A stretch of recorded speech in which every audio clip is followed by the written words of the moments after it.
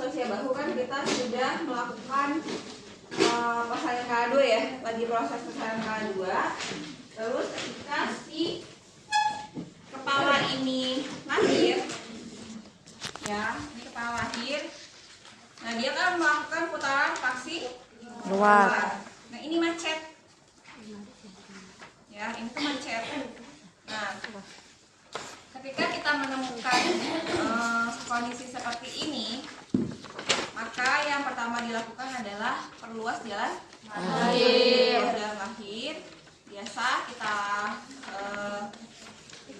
apa sih namanya, episiotomi, didahului dengan penyuntikan lidokain, ya. Lalu ajarkan ibu untuk teknik macrobed.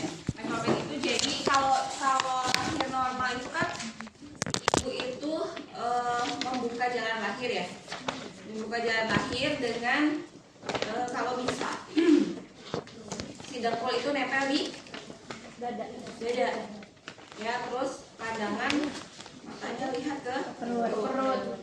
Tapi bokong nggak boleh diangkat, ya. Nah, ketika kita mau meminta ibu untuk melakukan macrobed, itu udah tidak memikirkan itu lagi, ya, karena kan sudah di episiotomi, udah pasti sobek, ya. Jadi kita angkat si paha itu setinggi tingginya, gitu ya, sampai si bahu itu luas. Jadi kalau misalnya bokongnya ke angkat juga nggak apa-apa, gitu ya.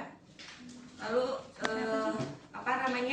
tetap pandangan melihat ke perut, dengan harapan si jalan lahir lebih luas, ya, maka si bahu yang macet ini bisa keluar, ya. Jadi dia bisa melakukan putaran paksi luar dengan maksimal.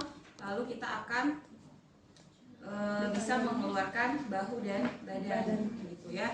Jadi ketika sudah seperti ini kan si bayi melakukan putaran paksi luar, ini nggak bisa nih, macet, gitu ya. Nah, yang dikhawatirkan ketika sudah macet seperti ini, timbullah namanya turtle sign. Turtle sign itu si bayi itu bukannya jadi putaran paksi luar kepalanya miring sesuai dengan punggung, malah dia ketarik lagi ke dalam, dan si bayi muter lagi. Nah, akhirnya jadi kayak gini, kekunci lah kayak gini, gitu ya. Atau sign-nya artinya si bayi udah nggak bisa keluar kalau kayak gini, ya. Maka kita coba dengan macrobed. Jadi si ibu itu yang tadinya tangannya itu di sini kan, ya, itu kalau bisa lebih dalam lagi, ya. Jadi pahanya keangkat sampai bisa nempel di sini kalau bisa, ya. Lututnya benar-benar nempel di dada. Terus ibunya agak sedikit membungkuk sampai benar-benar bisa melihat perutnya sendiri, gitu ya. Nah, di sini nanti bayi bisa melakukan putaran paksi luar atau tidak, ya. Kan kita udah lakukan episiotomi, gitu. Nah, kalau misalnya bayinya masih belum bisa melakukan putaran paksi luar,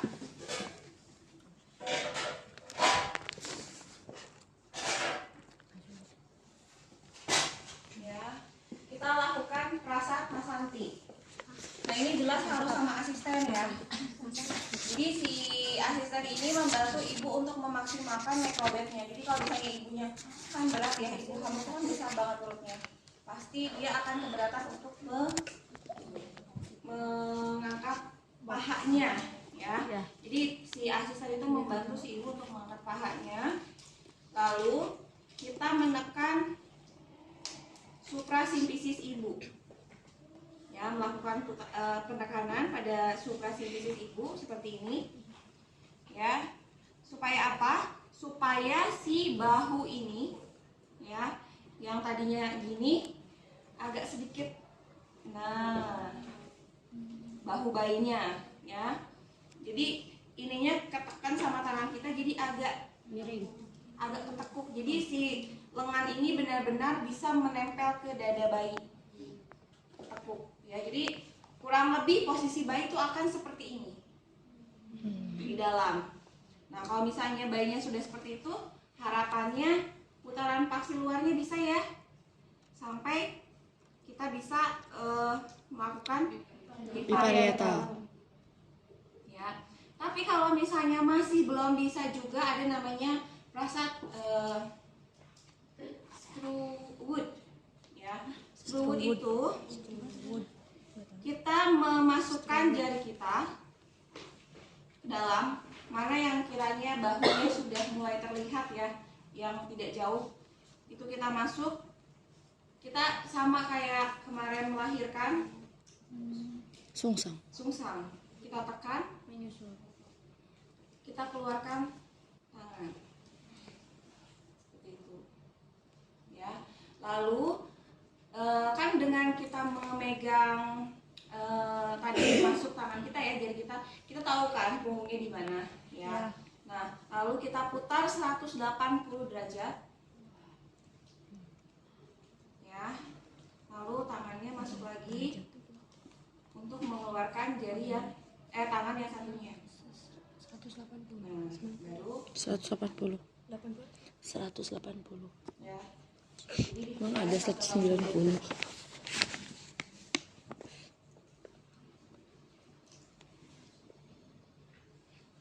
Bisa nggak kira-kira? Ya. Bingung. Awalnya ketika bayi lahir seperti ini, ya.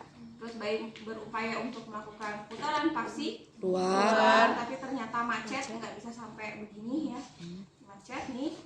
Lalu kita minta ibu untuk melakukan prasat Macrobed. Lalu apa namanya, kita lakukan Epis. ya, kita lakukan episiotomi dengan sebelumnya kita, kalau episiotomi nanti squidnya jangan squid 3 cc ya, tapi squidnya yang 5 cc ya. Nah, kita langsung lakukan episiotomi, tapi sebelumnya kita menyuntikkan lidokain ya. Suntik lidokainnya seperti ini kita kita beri jarak antara jalan lahir atau perineum dengan bahu bayi ya. Lalu kita lebarkan. Kita lihat nih, kira-kira biasanya kalau daerah-daerah yang mau sobek itu ada jejas gitu loh, kayak putih-putih kayak mau sobek gitu. Nah, itu daerah itulah yang akan kita gunting. Kita berikan lidokain ya, aspirasi dulu, lalu infiltrasi. Infiltrasi itu sambil kita masukkan obatnya, sambil kita tarik jarumnya keluar ya. Jadi nanti sepanjang daerah yang akan diepisiotomi itu ada kandungan lidokainnya ya. Setelah itu baru kita lakukan episiotomi. Jadi tapi tunggu dulu si lidokainnya bekerja dulu ya. Terus kita lakukan episiotomi dengan 1 kali guntingan. Jadi nggak boleh kayak gunting kertas sedikit itu nggak boleh. Jadi harus 1 kali guntingan mantap ya, keras langsung. Terus ibunya melakukan macrobed, jadi tangan ibunya udah benar-benar di bawah sini ya, sehingga dengkul ibu bisa menempel di dada ibunya.